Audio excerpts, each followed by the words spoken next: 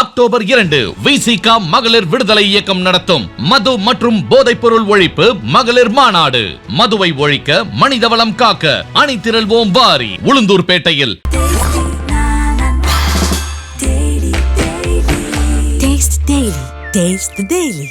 வணக்கம் நண்பர்களே. தமிழ்நாடு அமைச்சரவையில் இப்போது புதியதாக இடம்பெற்றிருக்கும் அமைச்சர்களில் முக்கியமானவர் சேலம் மாவட்டத்தைச் சேர்ந்த ராஜேந்திரன்.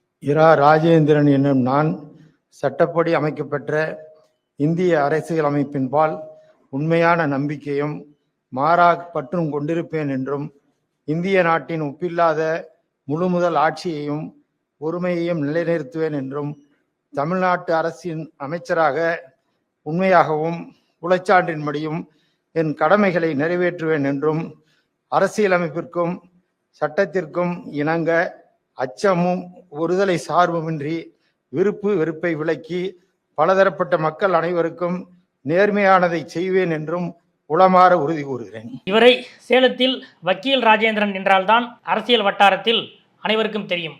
அந்த அளவுக்கு தன்னுடைய வழக்கறிஞர் என்ற தொழில் மூலமாகவும் அரசியல்வாதி என்ற அடையாளம் மூலமாகவும் சேலம் மாவட்ட மக்களின் மனதில் இடம் பிடித்தவர்தான் இந்த பனமரத்துப்பட்டி ராஜேந்திரன். சேலம் மாவட்டத்தில் திராவிட முன்னேற்ற கழக அரசுக்கு ஒரு அமைச்சர் வர வேண்டும் என்பது இன்றைய காலகட்டத்தில் ரொம்ப முக்கியமான ஒரு தேவையாக அந்த மாவட்ட திமுகவினரால் தொடர்ந்து வலியுறுத்தப்பட்டு வந்தது.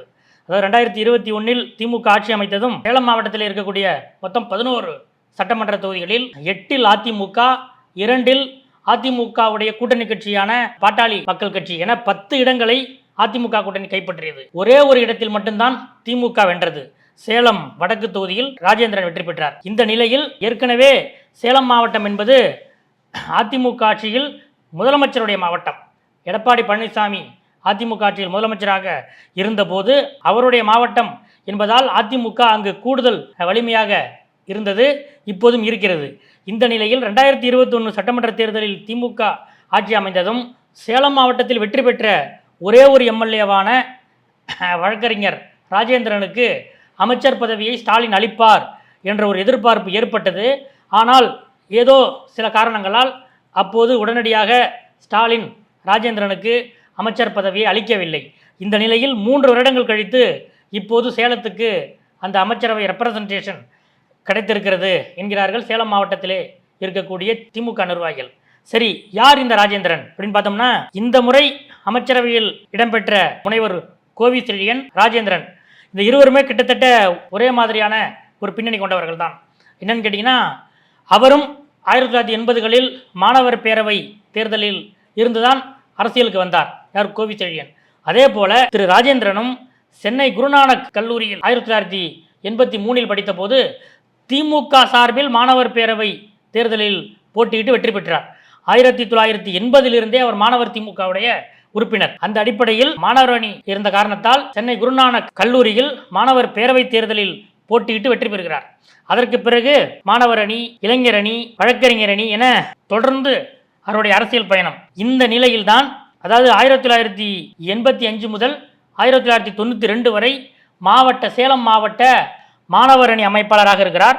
அதன் பிறகு 1992 முதல் 99 வரை மாவட்ட இளைஞர் அணி அமைப்பாளர், 99 முதல் 2015 வரைக்கும் இளைஞர் அணியின் மாநில துணை செயலாளர். இப்படி அவருடைய கிராஃப் தொடர்ந்து உயர்ந்து கொண்டே இருக்கிறது. சேலம் மாவட்டம் என்றாலே அனைவருக்கும் இன்றும் நினைவுக்கு வருவது திரு வீரபாண்டி ஆறுமுகம் தான். ஏனென்றால் அன்றைய அரசியலில் சேலம் மாவட்ட திமுகவை மட்டுமல்ல, சேலம் மாவட்டத்திலே ஒட்டுமொத்த அரசியலையும் தன் கைப்பிடிக்குள் வைத்திருந்தவர் தான் வீரபாண்டி ஆறுமுகம். வீரபாண்டி ஆறுமுகம் இப்படி ஒரு பையன், ஒரு வழக்கறிஞர், ரொம்ப எழுச்சியாக இருக்காரு, ரொம்ப நல்லா எழுதுறாரு, நல்லா பேசுகிறாரு என்று அறிந்து அவரை தன் அருகில் அழைத்து அமர வைத்து கொண்டார்.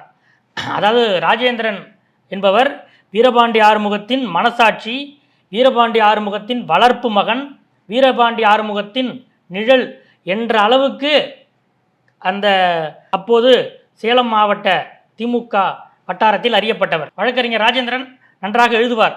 அதாவது சேலம் மாவட்டத்திலே மாவட்ட செயலாளராக வீரபாண்டி ஆறுமுகம் இருப்பார்.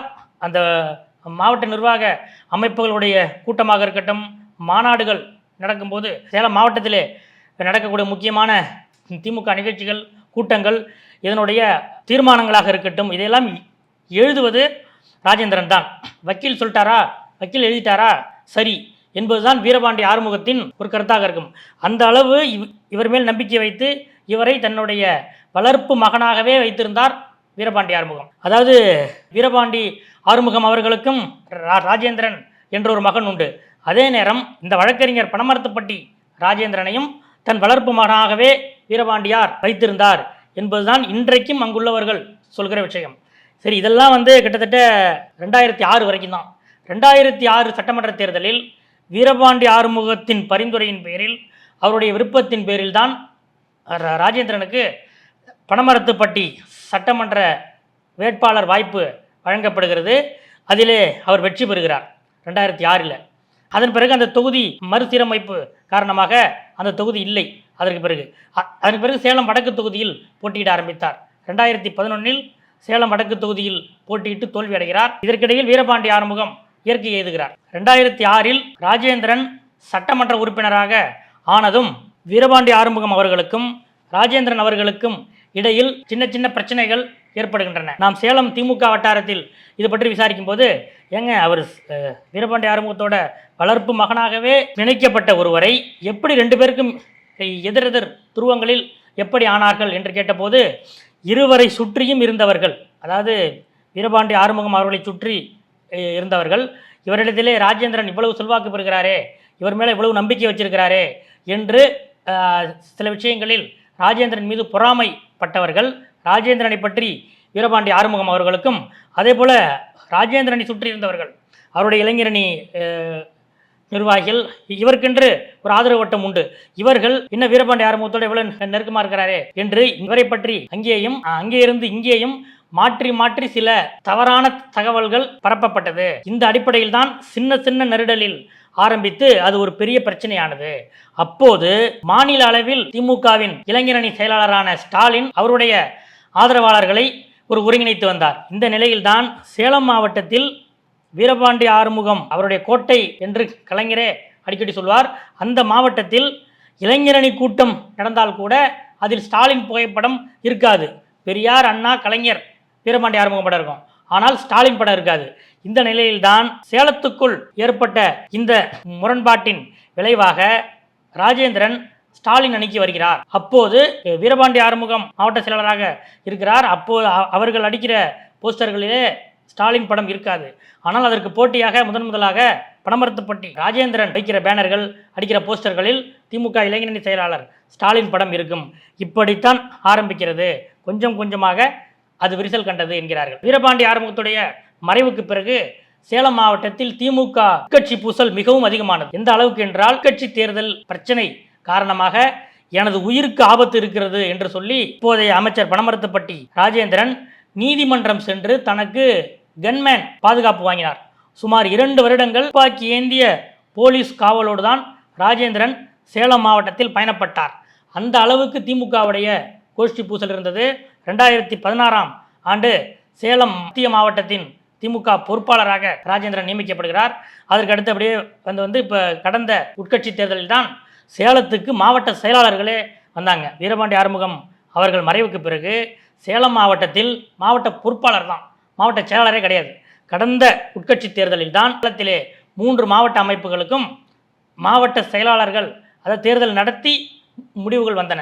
அந்த அளவுக்கு தன்னுடைய அரசியல் பாதையில் பயணப்பட்டு வந்த ராஜேந்திரன் இன்று அமைச்சராகி இருக்கிறார். எடப்பாடி பழனிசாமி அவர்களுடைய சொந்த மாவட்டம் சேலம் என்பதால் 2021 திமுக ஆட்சி அமைத்த போது கூட எடப்பாடி பழனிசாமி என்ன சொன்னார் என்றால், தமிழ்நாடு முழுவதும் திமுக ஆட்சியாக இருக்கலாம், ஆனால் சேலத்தில் அதிமுக ஆட்சி தான் என்று சொன்னார். அந்த அளவுக்கு சேலத்திலே 11 இடங்களிலே 10 இடங்கள் அதிமுக கூட்டணி வெற்றி பெற்றதால் அந்த அடிப்படையில் அன்று எடப்பாடி பழனிசாமி அவ்வாறு சொன்னார். இந்த நிலையில்தான் வருகிற 2026 சட்டமன்ற தேர்தலில் சேலத்தை புரட்டி போட்டு திமுக 10 இடம், அதிமுக 1 இடம் என்று வெற்றி பெற வைக்க வேண்டும் என்பது திமுக விருப்பம். ஆனால் அதெல்லாம் ரொம்ப அதிகமானது.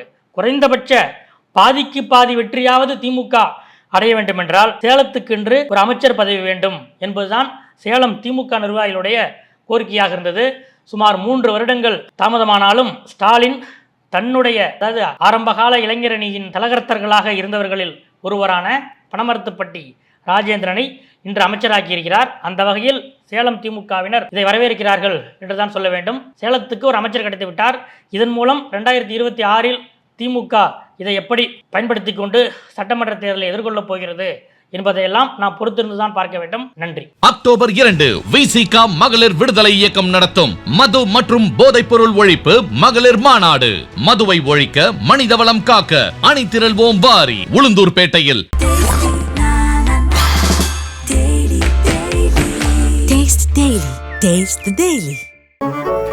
மின்னம்பலம்.com தமிழின் முதல் மொபைல் பத்திரிகை.